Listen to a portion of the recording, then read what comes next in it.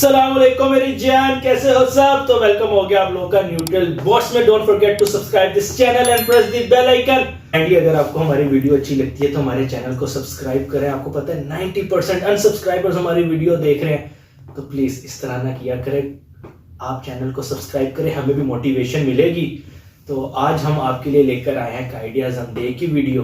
तो आज हमारे साथ मौजूद हैं फहद भाई। हम आपके साथ शेयर करते हैं journey of Mohammad Ali Jinnah to कायदे आज़म।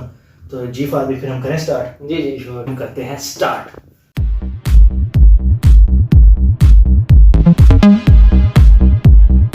तो पहले तो जी अस्सलाम वालेकुम सब लोगों को। और आज जो हमजा भाई ने एक टॉपिक चूज़ किया है कायदे आज़म मोहम्मद अली जिन्ना के हवाले से, 25 दिसंबर के हवाले से। सबसे पहले स्टार्ट करते हैं जी थोड़ी सी मैं बायोग्राफी से अगर मैं लेता चलूँ तो 25 दिसंबर 1876 को वज़ीर मेंशन कराची में एक लड़का पैदा होता है जिसका नाम मोहम्मद अली जिन्ना रखा गया। और उन्होंने अपनी जो है इब्तदाई तालीम जो है गोकुल दास प्राइमरी स्कूल जो कि मुंबई में था वहाँ से हासिल की। और लिखने वाले लिखते हैं कि कायदे आज़म जो हैं वो एक नहायत ही ज़हीन होने के साथ साथ एक शरारती बच्चे भी थे। अब यहाँ पे मैं इसको क्लियर करता चलूँ कि शरारती होने का मतलब ये नहीं है कि मतलब इररेलेवेंट टाइप की जिस शरारती बच्चे होना, और जो बच्चा ज़हीन होने के साथ साथ शरारती भी होता है और उसकी शरारतें आपको पसंद भी आएँ, उस टाइप के आप कह सकते हैं कि शरारती बच्चे थे। इसके बाद जी उन्होंने जो है बाकी अपनी जो तालीम है मैट्रिक तक वो सिंध मदरसातुल इस्लाम हाई स्कूल से उन्होंने हासिल की। और 16 साल की उम्र में उन्होंने जी मैट्रिक अपना कंप्लीट किया। और उसके बाद जो है उनका फैमिली जो है आपको पता है कि वो ट्रेडिंग के बिज़नेस में इन्वॉल्व थी, तो वो उसके बाद इंग्लैंड मूव कर गए थे। और वहाँ पे एक कंपनी है ग्राम शिपिंग एंड ट्रेडिंग के नाम से, जो उनके फैमिली उस बिज़नेस में इन्वॉल्व थी, तो उन्होंने अपने आप को उसमें इंगेज कर लिया। लेकिन जाने से पहले अपनी वालदा की ख्वाहिश पर उन्होंने जो है एक शादी की जिसमें उनकी बेगम का नाम लिखने वाले एमी बाई लिखते हैं। लेकिन वो शादी ज़्यादा देर तक कंटिन्यू इसलिए नहीं रह सकी कि इनके इंग्लैंड मूव होने के कोई 5 to 6 मंथ्स के बाद उनकी वाइफ की डेथ हो गई थी। तो इन्होंने वहाँ पे अपनी जो है जो ग्राम शिपिंग एंड ट्रेडिंग कंपनी के साथ जो अपना लाइजोन था वो भी कोई 5-6 महीने ही रखा है। उसके बाद इन्होंने डिसकंटिन्यू कर दिया उधर से। और इन्होंने फिर भारत लॉ में एडमिशन लिया और भारत लॉ की डिग्री वहाँ से हासिल की। और उस वक्त इनकी एज गालिबन 19 ईयर्स थी। और if I am not wrong ये सबसे जो है वो यंगेस्ट बॉय थे जिन्होंने भारत लॉ की डिग्री इस एज में हासिल की। उसके बाद जी ये पाकिस्तान वापस आए हैं और वापस आके इन्होंने जो है वो अपने आप को इन्वॉल्व किया है पॉलिटिक्स में एज वेल एज अपनी लीगल प्रैक्टिस में। और अगर हम सियासत की बात करें तो इन्होंने आके जी इंडियन नेशनल कांग्रेस को ज्वाइन किया। और इंडियन नेशनल कांग्रेस को ज्वाइन करने के साथ साथ मुंबई में अपनी लीगल प्रैक्टिस स्टार्ट की। और मकसद इनका यही था कि ये इनको आइडिया हो गया था कि जी अंग्रेज़ हैं वो हिंदुस्तान के लोगों को उनका हक नहीं दे रहे। उस वक्त तक ये मुस्लिम और हिंदू वाली जंग स्टार्ट नहीं हुई थी, तो पूरे हिंदुस्तान का सोच रहे थे कि इनको इनका हक रायदही इस्तेमाल करने का मौका मिलना चाहिए, इनको भी उभर के आगे आना चाहिए। तो इस मकसद के लिए उन्होंने इंडियन नेशनल कांग्रेस ज्वाइन की। और उसके साथ साथ उन्होंने अपनी लीगल प्रैक्टिस को कंटिन्यू रखा। उसका उनको ये फ़ायदा हुआ कि after few years he was among the most influential legal practitioner in Hindustan. तो rightly to say in 1905 जब वर्ल्ड वॉर 1 का टाइम था, उस वक्त भी इन्होंने जो है इंग्लिस्तान को इंग्लैंड को इसलिए सपोर्ट किया कि वो यहाँ के जो कम्युनिटी थी, हिंदुस्तान की कम्युनिटी थी, उनको उनका हक दिलवाना चाहते थे। इसलिए उन्होंने इंग्लैंड को सपोर्ट किया ड्यूरिंग वर्ल्ड वॉर 1।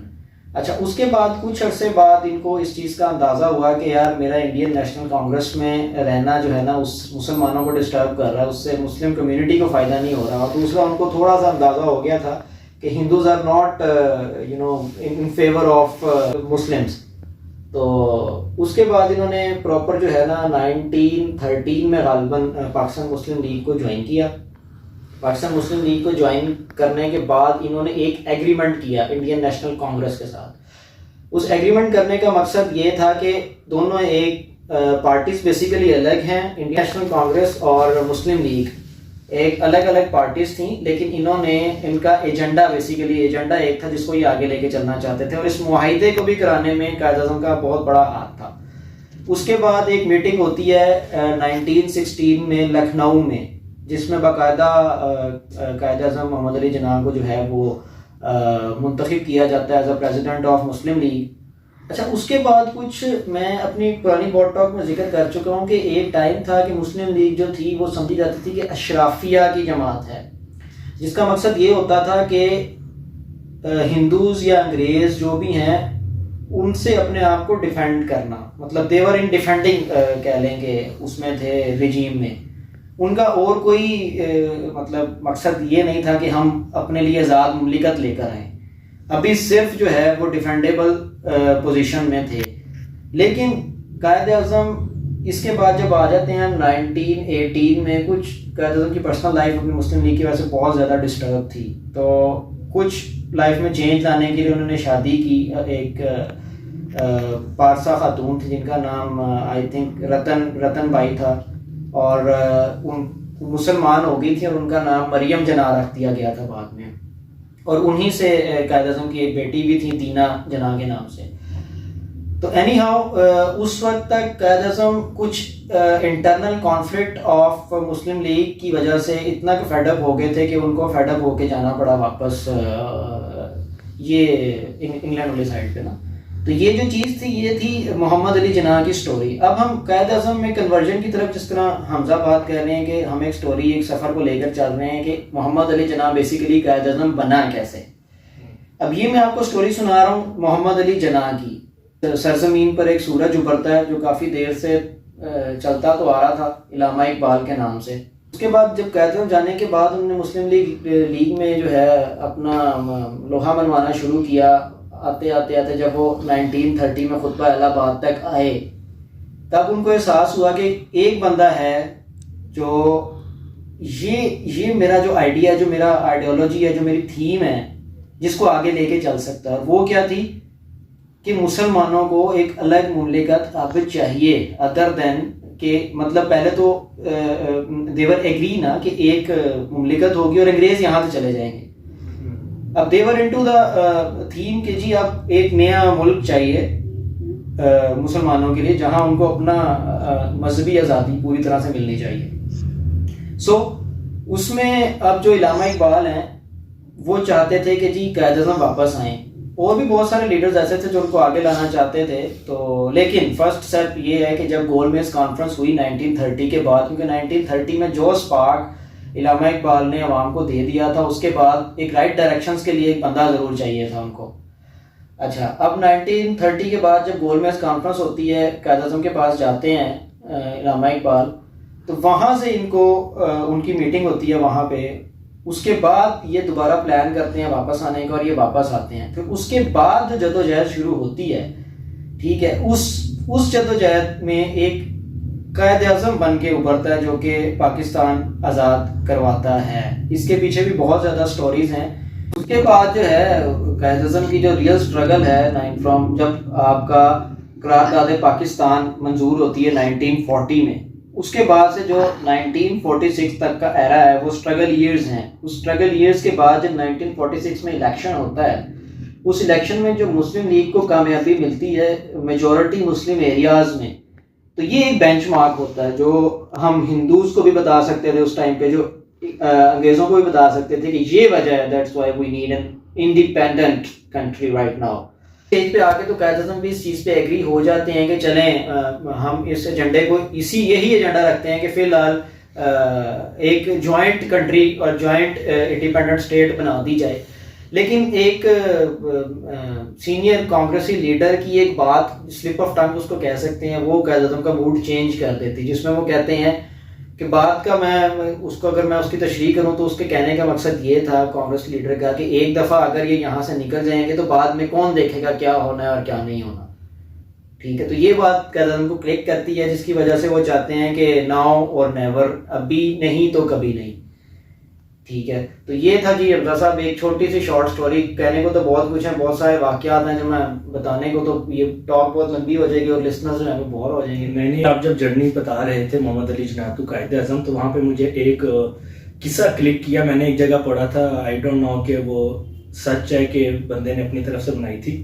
तो वो स्टोरी कुछ इस तरह से थी कि उसके अंदर उन्होंने ये लिखा हुआ था राइटर ने कि जब अल्लामा इकबाल रहमतुल्लाह अलैह कायदे आजम को लंदन जाके उन्होंने कह रहे थे, उनको मना रहे थे कि वो वापस हिंदुस्तान आए और मुस्लिम लीग को ज्वाइन करें और इस तहरीक पाकिस्तान को जो है वो खुद लीड करें। तो अल्लामा इकबाल तो चले गए थे वापस, लेकिन कायदे आजम चूंकि लंदन में ही मौजूद थे, तो वो मैंने जहाँ तक पढ़ा था उसमें ये लिखा हुआ था कि कायदे आजम ने स्टोरी सुनाई थी या जो भी किस्सा था कि एक रात वो सोते हैं और सुबह उठते हैं तो एक बंदा उनका बिस्तर हिला रहा होता है और वो उनकी आंख जब खुलती है तो उनको एक गैब की तरफ से आवाज आती है कि वापस जाओ और पाकिस्तान का ख्वाब जो देखा है उसको पूरा करो, उसको लीड करो। तो यही बात कहते हैं कि जब कायदे आजम आए थे तो कायदे आजम ने जो ये बात की थी वो इस बिना के ऊपर की थी कि there is no power on earth that can undo Pakistan. क्योंकि कायदे आजम का ये कहना था कि वो गैब की आवाज थी, तो अगर गैब ने मुझे कह दिया कि पाकिस्तान बनना है तो फिर बनना ही है। इसलिए उन्होंने ये बात जाके कही थी कि there is no power on earth that can undo Pakistan. ऐसी है।